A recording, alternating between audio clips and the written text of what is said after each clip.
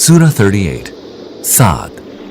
In the name of Allah, the most merciful, the most compassionate. Saad, and by the Qur'an, full of exhortation. Nay, but the unbelievers are steeped in arrogance and stubborn defiance.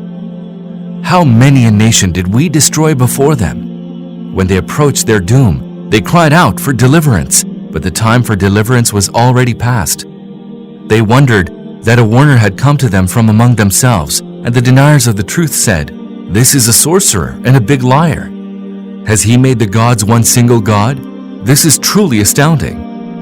And the elders among them went forth saying, "Go ahead and be steadfast in adhering to your deities. What is being said is with a design. We have not heard this in the religious community close to our time.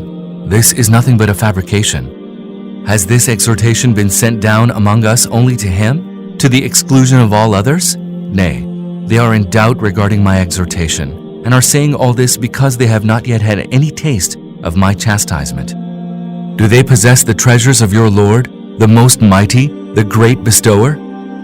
Or do they possess the dominion of the heavens and the earth and of all that is in between them? If so, let them ascend the heights of the realm of causation and see. This is only a small army out of the several armies that will suffer defeat here. Before them, the people of Noah, Ad, and Pharaoh of the tent pegs gave the lie to the messengers. And so did Thamud and the people of Lot and the people of Aika. These were all leagued together. Each of them gave the lie to messengers, and my decree of chastisement came upon them. They are waiting for nothing except a single cry, after which there will be no second cry. They say, "Our Lord, hasten to us our share of chastisement before the day of reckoning." O Prophet, bear with patience what they say, and call to mind our servant David, who was endowed with great strength and who constantly turned to Allah.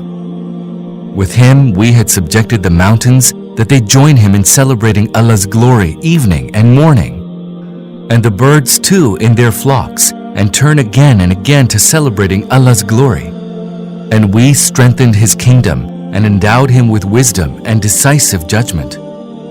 Has the story of the litigants reached you, of those who entered his private chambers by climbing over the wall? As they came upon David, and he was frightened of them, they said, "Be not afraid, we are just two litigants.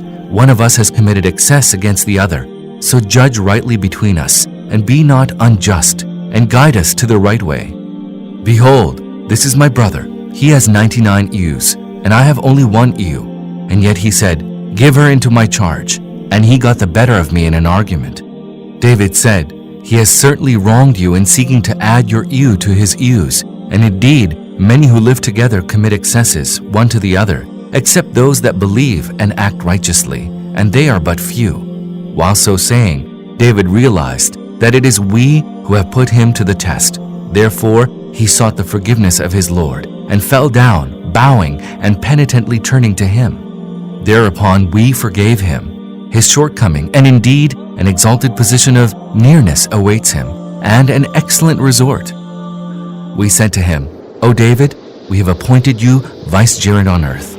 Therefore rule among people with justice, and do not follow your desire, lest it should lead you astray from Allah's path. Allah's severe chastisement awaits those who stray away from Allah's path, for they had forgotten the day of reckoning. We did not create this heaven and earth and all that lies between them in vain. That is the fancy of those who deny the truth. So woe from the fire to all who deny the truth. Shall we then treat alike those that believe and act righteously, and those that create mischief on earth, or treat alike the God-fearing and the wicked?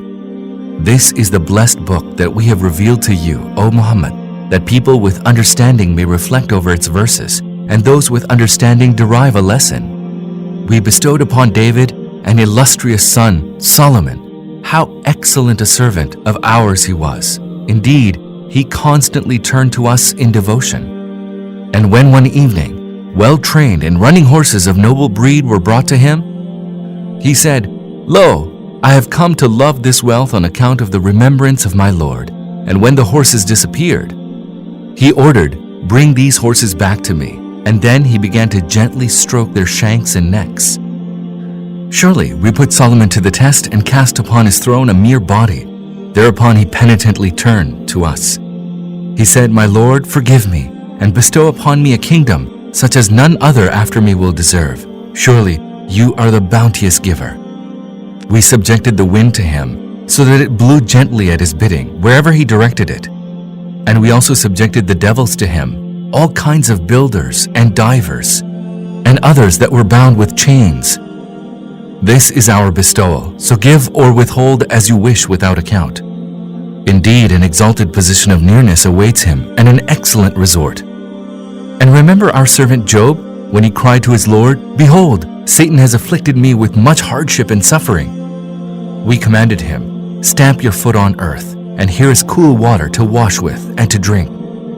And we granted to him his family, and also the like of them as a mercy from us, and as a reminder to people of understanding. And we said to him, "Take in your hand a bundle of rushes, and strike with it, and do not break your oath." Indeed, we found him steadfast. How excellent a servant of ours he was. Indeed, he constantly turned to his Lord. And remember our servants, Abraham, Isaac, and Jacob.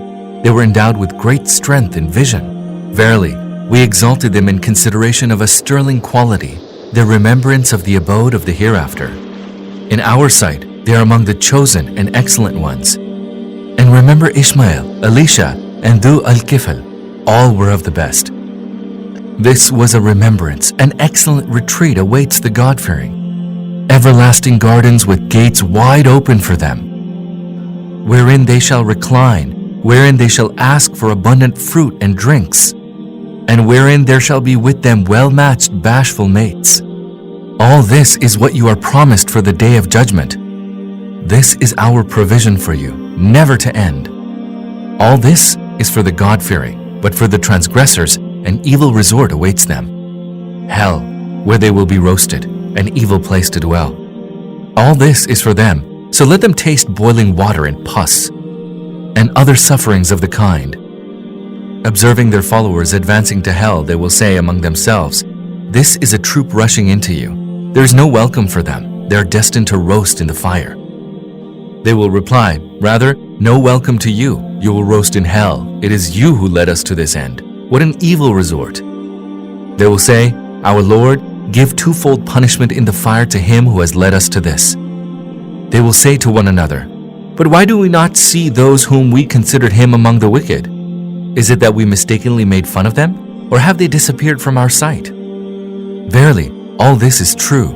This is how the inmates of the fire will dispute among themselves. Tell them, O Prophet, I am nothing but a warner. There is no deity but Allah, the One, the Supreme, the Lord of the heavens and the earth and all that is in between them, the most mighty, the most forgiving. Say, this is a tiding of tremendous import, from which you are turning away. Tell them, I had no knowledge of the High Council when they were disputing. I am told about matters by means of revelation only because I am a clear warner. When your Lord said to the angels, "Verily, I am creating a human being from clay. After I have created him and breathed into him of my spirit, fall you down, prostrating yourselves to him." Then the angels, all of them, prostrated themselves before Adam. Except Iblis, he waxed proud and became one of the unbelievers. The Lord said, "O Iblis, what prevented you from prostrating yourself before him whom I created of my two hands? Are you waxing proud or fancy yourself to be too exalted?" He replied, "I am nobler than he. You created me from fire and created him from clay."